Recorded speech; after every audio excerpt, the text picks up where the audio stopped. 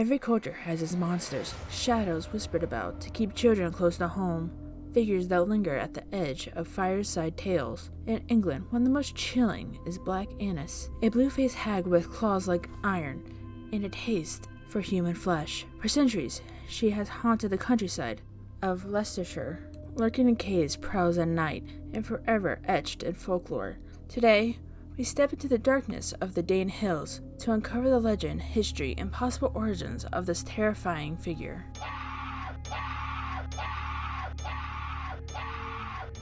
Black Annis is often described as a hideous old woman with blue skin, long tangled hair, and iron claws as sharp as knives. She was said to live in a cave carved out of sandstone by her iron-clawed hands in the Dane Hills, marked by a great oak tree at its entrance. This cave became known as Black Annis Bower Close. The legend states that on winter nights, she would leave her cave looking for lambs and children to eat. She was known to hide in branches of her oak tree, waiting to pounce on anyone who passed underneath. If no victims were forthcoming, she would seek out the nearest human dwelling and reach through open windows to snatch children and drag them back to her cave. Back at her cave, she would skin and eat the children, tan their skins, and add them to the pelt she wore around her waist.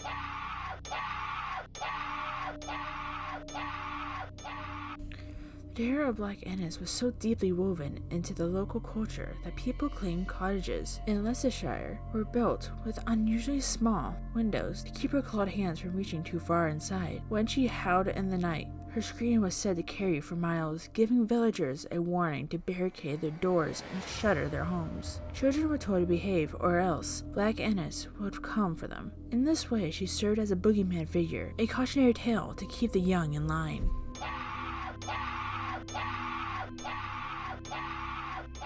In some versions of the story, Black Annis had another form, a monstrous half-woman, half-cat creature known as Cat Anna. This version was said to live in the cellars beneath Leicestershire Castle, using a secret underground passage to travel back to her cave in the Dane Hills. This sinister version of the legend became the base for local rituals. Each spring, to celebrate the end of winter, villagers would drag a dead cat soaked in aniseed before a pack of hounds, recreating the hunt for Black Annis. The ritual lasted until the 18th century. In the 19th century, one of the caves that was believed to be Annis Bower was filled in by locals in an attempt to rid themselves of the blue-skinned monster. Other legends say that Annis lived in another cave, often scrapped off witches' caves, miles from Leicestershire City, and may continue to live there to this day.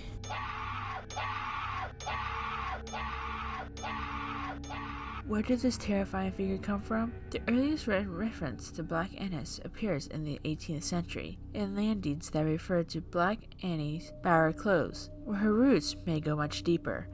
Many scholars believe that she originates from Celtic or pre-Celtic mythology, connected to ancient goddesses associated with death and child sacrifice. Others link her to figures like Kali from India, the Greek Demeter, or the Gaelic Kaliich. These deities were often both nurturing and destructive, reflecting the dual nature of life and death. Another theory is that Black Annis was based on a real person, Angus Scott, a medieval anchoress or religious recluse who lived in the Dane Hills. After her death, her memory may have been twisted into something monstrous, either through anti-Catholic sentiment after the Reformation or through centuries of distorted storytelling.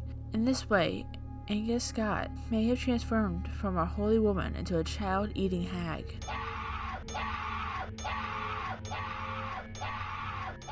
The legend was kept alive through poems, plays, and folklore. In the 19th century, poet John Henrik described her vividly, a terrifying figure with talons dripping with human flesh, her waist girded with the skins of her victims. Play Black Annis Bower, or the Maniac of the Dane Hills, was even performed in Leicestershire in 1837, casted her as a witch-like villain, much like Shakespeare's Macbeth. Today, Black Annis remains a fixture in English folklore, remembered in ghost stories, tourist tales, and even Wiccan traditions that reimagine her as a crone goddess. a symbol of both destruction and transformation. Was Black Annis ever real? Perhaps she was born from ancient goddess worship, perhaps from the memory of a solitary woman whose life was twisted into a cautionary tale, or perhaps she has always been a monster of the imagination, created to embody the fears of isolation, hunger, and the dark forests beyond the village. What's certain is that her legend endures, from whispers of blue skin and iron claws to the caves of the Dane Hills. Black Annis continues to haunt the edges of folklore. She is a reminder that even in the modern world, shadows of the past still lingers in the dark. Thank you for joining me in exploring the story of Black Annis. If you enjoyed this deep dive into folklore, don't forget to like, share, and subscribe for more tales of history's mysteries and legends. Until next time, stay curious and keep your windows closed at night, just in case.